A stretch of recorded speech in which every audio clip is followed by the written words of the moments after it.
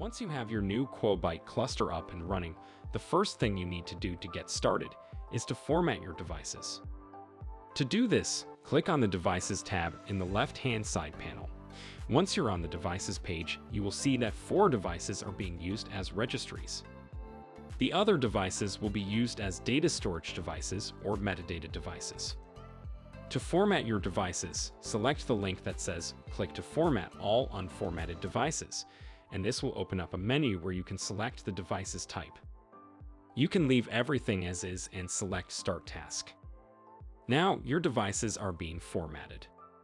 To see this in progress, head over to the Tasks tab. You will see that 4 tasks are running and the other 4 are queued.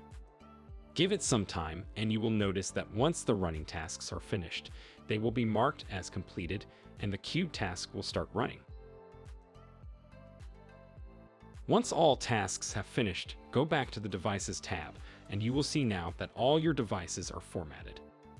Some of them are labeled with a D for data, others as M for metadata, and a third group as R for registries.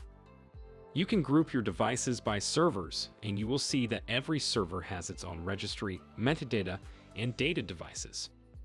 Now you're ready to create your first volume. To do this, click on the Volumes tab in the left-hand side panel. Click on the volume box and select Create Volume. You can name your volume however you want, but for this demo, we'll call it Demo Volume. Next, you can add a policy or replication. The default policy has a replication factor of 3, and you can use this. To finish creating your new volume, click Create. Now, you can start using your new Quobyte volume